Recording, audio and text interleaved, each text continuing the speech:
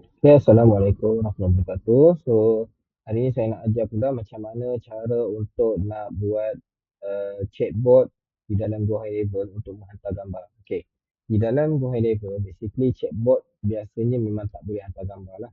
Apa yang dia boleh buat, dia hanya boleh menjana mesej. Ataupun dia boleh buka appointment, ataupun dia boleh transferkan mesej, dia boleh buat follow up. Okay, tapi kalau kata nak hantar gambar, dia memang tidak boleh. Apa yang kita boleh buat di dalam high level ni adalah bukan menggunakan conversation AI gambar, tetapi boleh gunakan satu function yang nama dia automation. Okay, macam mana nak pergi? Pertama tuan-tuan scroll dekat bawah tengah-tengah, ada akan keluar satu automation dekat belah kiri ni, perasan tak? So, tekan kat automation. So, apa yang tuan-tuan boleh buat adalah tuan-tuan boleh pilih workflow. So, kalau kata tak boleh pilih pun tak apa, tak masalah. Okay, tuan-tuan pilih dekat atas button kanan ni, tekan button create workflow. Okay, so start from scratch. Okay, so terusnya tuan-tuan akan nampak dia akan ada keluar workflow lah. So workflow ni macam mana? Maksudnya adalah sistem ni, konsep dia adalah kita gunakan keyword.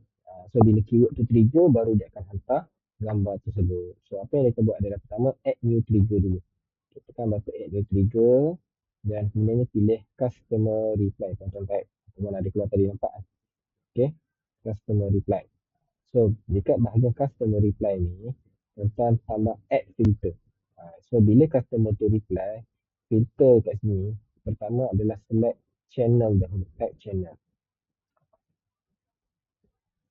Reply channel. Nampak?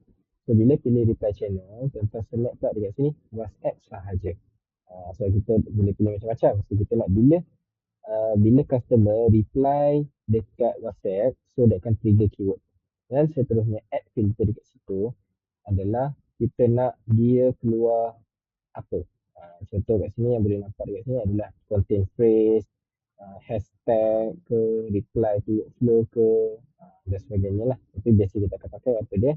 Masukkan kat situ adalah content phrase. Ataupun boleh juga pilih kalau tak nak content phrase, boleh juga exact match phrase.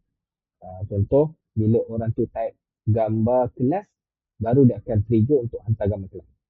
Ataupun dia mengandungi perkataan tu. Ayat dia panjang. Tapi dia tulis kat situ ada perkataan gambar package contohnya. Bila dia contoh dia hantar gambar, bila keluar je word gambar package, tekan enter. Ataupun contoh kita nak dia type apa dia, info package contohnya. Type. So berapa banyak keyword tak ada limit, boleh letak.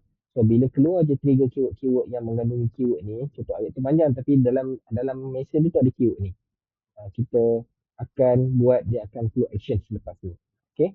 So save trigger. So ini ada dia punya trigger point dia. Trigger dia adalah bila customer reply WhatsApp ada face tadi. Ada perkataan tadi. Okay. Dan tekan dekat button tambah ni. Tuan-tuan type kat situ WhatsApp media. Dah ada lah kat sini. WhatsApp media. So bila keluar ni, tuan-tuan type ni. WhatsApp media ni maksudnya kita boleh hantar gambar, video, dokumen, apa-apa.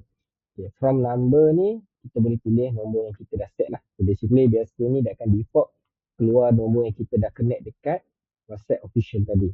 Okay. And then media type ni tuan-tuan boleh pilih nak hantar video boleh, gambar boleh, audio boleh. Contoh kita nak hantar gambar. Lepas tu apa nak kena buat? Pilih gambar tu, tekan upload. Klik tu upload. Lepas tu tuan-tuan nak drag pun boleh. Contohlah saya ambil gambar ni. Gambar apa, package ke kan. Package ada tak gambar package atau apa. Tak ada pula. Tapi tak tahu. Kalau tak, saya ambil je lah random tadi. Anggaplah ni gambar package.